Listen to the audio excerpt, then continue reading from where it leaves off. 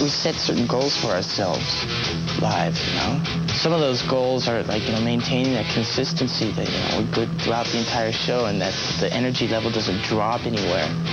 And to really push the kids so that, you know, they don't, like, feel that we're just going through the motion. You can rehearse in a little room. The difference is going out and playing in front of an audience.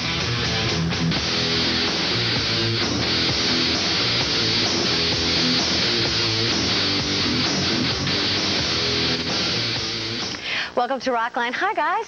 Hello. How are you? We're waking up. Waking up? It's 3:30 here on the West Coast. You were really sleeping? Well, you know, just getting there slowly. This is a good place to wake up, though, live on MTV. I know. It's surprise. The lights are a bit bright. My MTV sunglasses. Wake up. Well, we have a lot, you know, the whole new record playing in Moscow. You've got a tour coming up. We've got 30 minutes, a lot happening. Let's get right to the phone calls. Shane is calling from Poughkeepsie, New York. Welcome to the show, Shane. Ask your question. Hey guys, what's up? Shane! Hey, how you doing, man? Hey, what's up? We played Poughkeepsie, mid-Hudson. You guys are excellent, dude. I gotta tell you, man, you guys rule. Thanks. Thank you. I was just wondering, I read in a magazine that your tape was originally gonna be called, like, Shred in Secrecy. Huh? No, absolutely not. What? Shred? Trading in secrecy or something like that. No. But you opted to call the album simply Metallica. Why is that? Well, shorter. Yeah. Easier to remember. Oh, it's a good band name. No, I mean, we just wanted to get away from some of the, you know, sort of heavy metal cliches and having, you know, 10-word album titles and all that. You know, who can have the most sideways thing and wordplays and all that kind of thing. It just seemed to be getting a little old, so we just thought we'd make it short and sweet, Metallica, you know. Thank you, Shane, for calling short and sweet. Now we're going to move to New London, That's the next album title. Yeah, that would be good. Nancy, how are you? Welcome to Rockline. How you doing, guys? Hello. All right. I just want to tell you guys I think you're great, and I love you guys. I love James, and I miss Cliff and everyone. Okay. And We my miss him, question too. is, I know in Jason Newsted's first band, Flotsam and Jetsam, he wrote all the lyrics just about for the whole album, and I was just wondering why he only helped write the one song, My Friend in Misery. Was there a reason? You want to handle that one? Well, I think you're better at handling this one. Jason's new stuff seemed to be a little more like the Justice album, a little more progressive, a little faster, a little more sideways, and it just seemed like the stuff that me and James and Kirk were writing was a little simpler, a little bouncier, and so on. We just wanted to try and kind of stick to that. So My Friend in Misery, Jason wrote this bass line, and we kind of wrote a whole song around it. There you go. Nancy brought off Cliff as well, and this is the first Metallica album without any kind of Cliff Burton contribution. Was that sort of sad, the end of an era? Oh, God. Sorry, it came up. I mean, to be totally honest with you, we don't really think of it like that anymore. When Cliff comes up in conversations now, it's usually we laugh at him for being late or, you know, for just some of the sillier things about him. You know, we never really sit around and go, oh, Cliff, Yeah. you know. I mean, obviously, I think we think like that more inside ourselves when we're alone, but when we talk about him, you know, within the band, it just, you know, we laugh and we think of the good times, and it's just like, but you gotta understand that Jason's been in the band almost 5 years now, and he's been in the band about 1.5 years longer than Cliff has, and even though people still think of him as a new guy, it's like he's actually, you know, we're used to having him around, so. I guess after 5.5 years, you would get used to it. Thanks for the call, Nancy. That was a good one. Actually getting tired of it. We've got Mike on the line from St. Louis, Missouri. Go ahead, Mike, you're on. Hey, what's going on, guys? Hey, Mike. I really wanted to commend you guys on the success of your new album. It really shows how you guys have grown musically. Got two questions for you. Do you realize that the widespread of bootleg CDs and videos that have been distributed throughout the country since the Justice album, and how do you feel about that? Really? There's at least 150 to 200 bootleg albums alone. When we were out in Europe, I remember seeing a magazine that had an article on all the bootleg albums that we'd ever put out, and there's tons and tons and tons of bootleg albums. Can't even keep up with them anymore. I mean, and also a lot of times these companies will take the same bootleg album and package it differently and put it in a different sleeve with totally different artwork, and it's just Or even worse, sometimes there's been a couple bootlegs. So, you know, Metallica has a song times, then you put it on, and it's like some demo from some band you never heard of. Oh, you know? really? Yeah. Different artists handle that differently. I know Bob Dylan has his people go out and confiscate any tape recorders they see, as opposed to the Grateful Dead, who say, here's the taping section. How do you We actually, handle on it? the a couple of gigs on the last tour, we had what was called the taper section, which is like up behind the mixing board. You actually like can buy a ticket, and you encourage the kids to come in and tape the show. Kind of, our Is that a manager. Bay Area influence? Well, I it's think more- our manager Cliff yeah, has our this theory that you know, we're the Grateful Dead for the 90s, something like that. Come on, right? It's squelch that. And I guess maybe it also makes us play better or whatever, but I don't think that theory really works. I mean, Grateful on the Dead tour, for the on 90s, this tour that you we heard have, it here. on this tour that we have coming up, we have it at every show. So we're going to have this taper section at every show. So, you know, bring a tape recorder. You know, check it out. I mean, with bootleg albums, it's something that you can't really stop anyway. So you can either approach it in a negative way or approach it in a positive way. And, you know, it's a way of you know, keeping everything going, even though, you know. Approach it we in a don't really positive mind it, way. as long as you get a copy of it, you know. As long as Have you something get to a laugh copy. at. We've got Lisa on the line, who's calling from Kinnaning, Pennsylvania. Hi, Lisa. Say hello to Kirk and Lars. Hi guys. I'm really big fans of yours. We went to see you 13 times in the last. Oh my God! 13 We played times. 13 7 gigs in the different last. states, and we even flew out to California to see you guys. Your last Holy. 2 shows out there. Was it worth it? Yes, most definitely. I have 2 questions. The first one's for Kirk. When he records in the studio, does he stand up or sit down? And the second question is, in the beginning of Am I Evil, why does Kirk and James make that pyramid above their head? Well, the first... okay. That's heavy. Oh, that's heavy. Okay. Oh, that's heavy. Oh, I can't wait to hear the answer to this. Yeah, you familiar with the phrase, some things should just be left alone? Well, they're not going to be left alone today. We should have had a meeting about this before. Okay, James should have been here to answer that one. That's definitely a James question. Okay, let's But, get I mean, these 2 questions again. Getting to your first question, a lot of times I sit down in the studio and play, and when I'm really excited about playing a certain thing or a certain passage, sometimes I'll sit up, or you know. Not very often. But yeah, which is only once maybe. But or if I'm using a wah pedal, I'll stand up. But Which is very usually often. I sit down. Yeah. Usually I sit down. As for the pyramid thing, That's it's just something we can't talk about. We also use it. I think this question was directed at Kirk, Lars. Yes. She's going, I'll just leave. I'll come back in 5 minutes. I'm afraid that if you say something we you can't have talk about, water we in won't yours? get the answer. Go ahead, Kirk. But I mean, it's also a cue to go into the next part. How's that? Is that a safe enough answer? What's the real story? It just got such a big reaction. There has to be. I never knew that anyone noticed.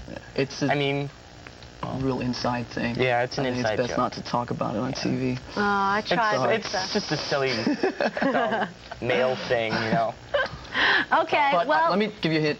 When James comes on here, you should ask him because he has the real answer. Yeah. Okay, Lisa, that's what we'll do when James comes on. So call back. Orlando, Florida. Joey, welcome to the show, Joey. Say hi and ask your question, which hopefully we'll get an answer to. Hey, you guys are the greatest band in the world, I swear. All right. Okay.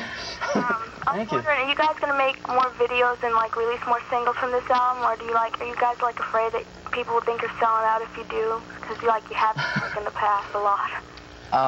Well, we're definitely putting out more singles and making more videos. As a matter of fact, we just made a new video for The Unforgiven. About 4 weeks ago, we were over here playing the MTV Awards, and it should premiere on your channel if you guys are interested in having it in about 3 or 4 weeks. That will make a total of 3. 3 videos. Ooh, We're going to talk a little bit more about the Unforgiven video, the B-side, which I believe features some interesting backup vocals. We have a toll-free number here, 1-800-344-ROCK, and that's 344-7625. Our guests are Kirk Hammett and Lars Ulrich of Metallica.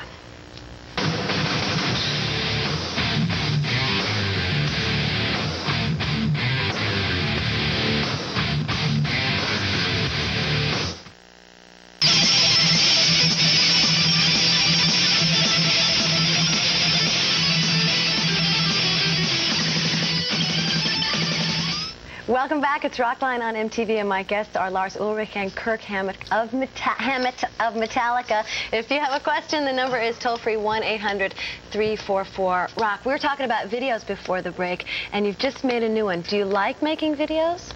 I'm starting to like it, yeah. It was a bit weird because you understand that we spent like 8 years not making videos, and it was just like there was this big evil that we sort of kept away from. And then Why is that? I don't know. I think we just never felt that it was something that we needed to get what we're doing across to people and so on. And I think in the early years, it was like sort of the marketing plan with bands. You know, you have your art, you know, your pretty boy looks and your photographs, and here's the video, and here's this whole marketing thing, and we just kind of wanted to stay away from that. And so 8 years later, Peter Mensch walks into our dressing room, who's our manager, and said, you know, in Paris a couple of years ago, said, let's do a video for the song One. And we're like, huh?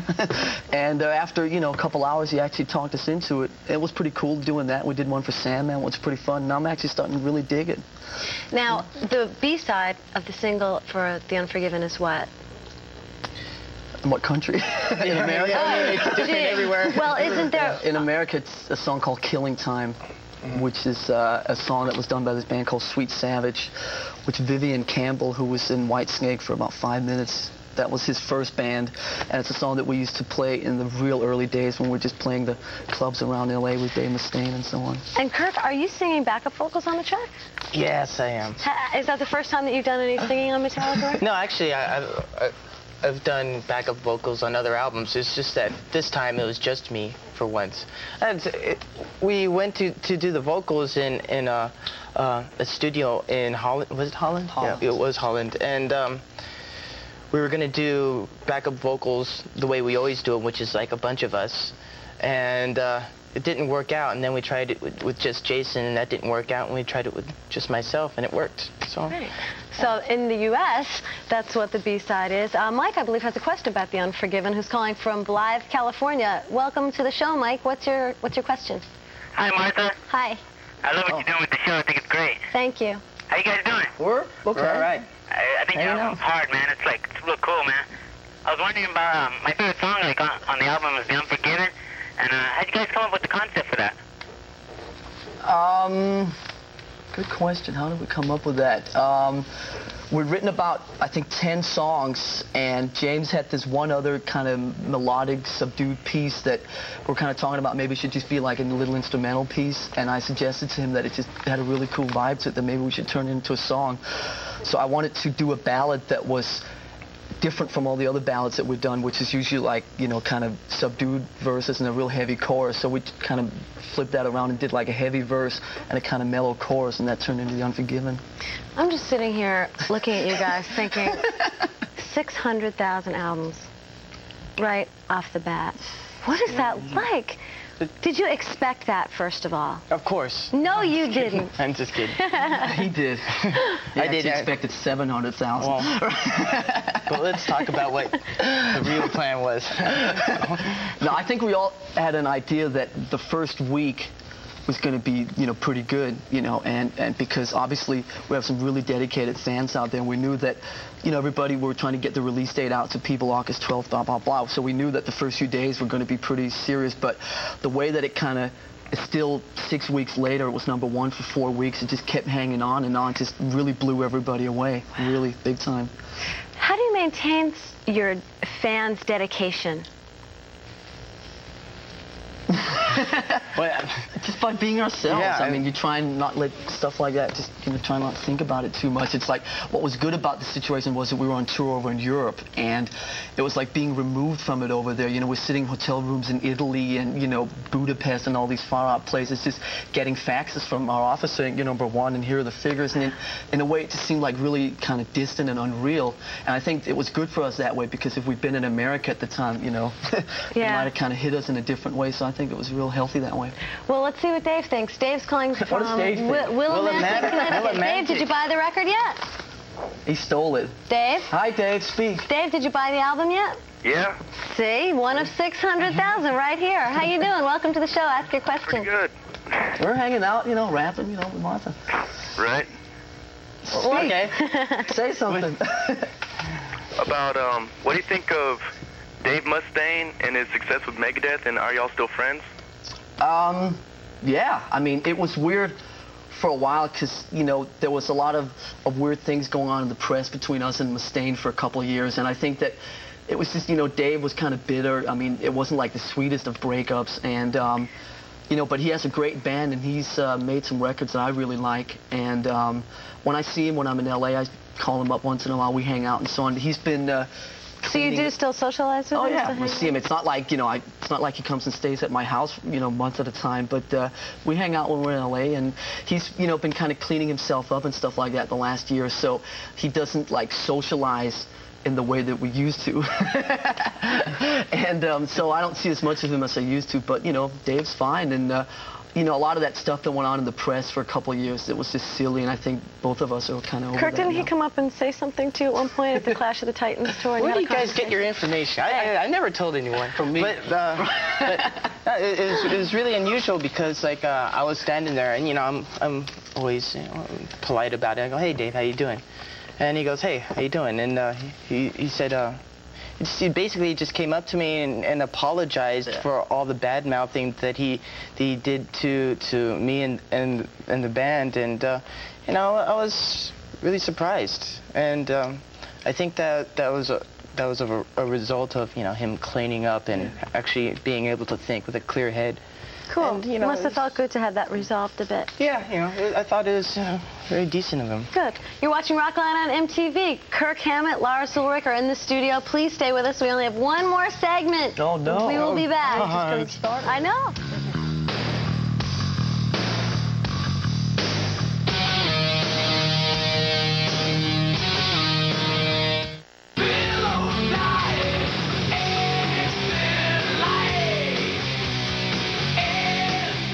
Welcome back. This is Rockline on MTV. If you have a question for either Lars or Kirk, please call us. You're too late. No, they're not. 1-800-344-ROCK, and that's 344-7625. If your call gets on the air, you'll receive a box of 10 Sony Metal SR audio cassettes, as well as 100 frequent buyer points redeemable for great stuff like a Sony Watchman, and it's all courtesy of Sony Recording Media. Now, the first time anybody heard Metallica was at a little party in New York City. Tell me about that. And where was this little party? Was it the Cat Club? What's that big venue called? That one place that that other band played. That other really huge band that they made a movie of. Anyway. Deep Purple, yeah. Zeppelin? Madison Square Yeah, Garden. that band. Madison Square Garden. We just decided to have a listening party for a few close friends, and you know, it got a little bit bigger than we thought it'd turn out. No, it was a lot of fun. It worked out really well. And Jason tried to go out into the crowd. I think he actually succeeded. No, well, I think we all went out into the crowd. Did you? I didn't go out. I was hiding in a closet. I was out and amongst the fans, and the lights were down, and I saw this guy sitting in a wheelchair, and I tapped him on the shoulder, and he looked at me, and he like kind of jumped. And I said, how do you like the album? And he goes, oh, it's great. And then I walked off, and I looked behind me, and he was, like, following me. And then, you know, it got bigger and bigger, and so I had to get out of there. That was interesting. It was just weird, just walking around, like, the corridors of Madison Square Garden, and, like, your album's playing up there, and there's, like, 10,000 people sitting up there, and it's, like, it was really uncomfortable. I was more nervous that day than I've ever been for anything else with Metallica. It was weird. What an amazing event, listening party at Madison Square Garden. Bill is calling from Phoenix, Arizona. Hi, Bill. Welcome to the show. Hi, how's it going? It's going good. Hey, how you doing, Bill? Yeah, I was just wondering, I liked your Garage Days Revisited, the first one, and I was just wondering if you're ever going to come out with another one. Well, we actually did. See, there's a trick thing in there, because the first one was the B-side of a European single that, like Creeping Death or something, like in '84. The second one, the second Garage Days Revisited, was the one that came out as the 598 EP. So will we do a third one? Not the next few days. That pretty much was a spontaneous event anyway. I mean, it wasn't something that we had planned months in advance to do. It was something that we put out because that year was '87. We were playing a Castle Donington gig in London, and also 2 other gigs in Germany, and we wanted to put out something some sort of product so that it would tie in with those shows. And when Elektra found out about it, they decided, let's get a part of this. And they released it in the States, and that's how that all came about. But if you want more kind of silly B-sides and stuff like that, a lot of the cassette singles that are coming out all have like unreleased cover songs on the B-sides, like the one Killing Time we were just talking about, and the next couple of singles have some more like just silly cover songs from the early 80s and stuff. So for Metallica where most collectors, of that stuff shows up now. Definitely. So thank you for the call, and now we're going to go on to Belle Vernon, Pennsylvania. We'll say hello to Shawneen. Hi, Shawneen. Guys? Hello. Hello. I just wanted to say that you guys are phenomenal, and I can't wait to see you in Pittsburgh when you guys come. Thank you. Pittsburgh. Did you buy a ticket yesterday? Yes, I did. Because it went on sale yesterday. Shawneen, do you have a question? Alone, I'm nervous. Anyways, I was wondering if you guys could give me like some insight into the stage setup for the concert. Oh, God. I was waiting for that. Absolutely not. Okay, Kurt, well, I'll tell you the whole story then. I'll give you all the dirt. What do you want to know? Where did you go? It's a stage. It's pretty different from what anybody's ever seen before. It's ambitious. Yeah. Okay. It's not theatrical. It's pretty clean, but what's different about it has more to do with like the setup and the configuration within the arena. I think the best way of saying it is probably that like basically every song that we play is going to be a different setup. You know, like you go to a gig and it's like the stage is at one end of the arena and the singer's in the middle and the drummer's behind him and the guitar player's to the left, and there's your sort of configuration for the evening. We threw that way out the door, and so the whole gig is just going to be different configurations all over the stage that's got a shape that is pretty different from what you've seen before. You just have 500 roadies going out with you. It's definitely giving our roadies a big headache. I mean, a big hit. The stage... They're finally working. Yeah. Oh, sorry. The stage... We love you guys. The stage show is definitely designed with a fan's point of view in mind. This enables us to get a lot closer to the fans than we've ever had before, and it's going to be... Yeah, it's going to be very different, I'll guarantee you that. And also, it's not...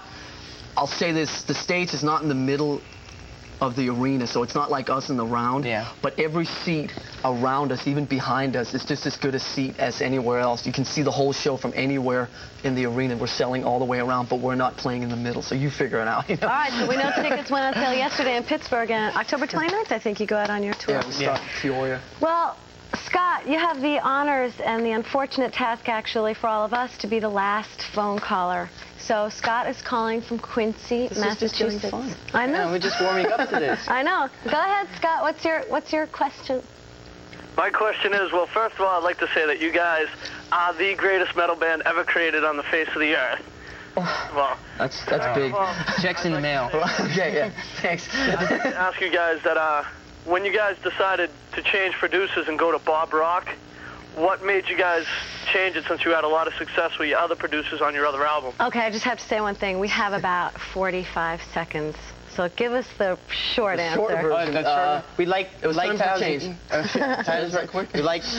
sound of his name. Right.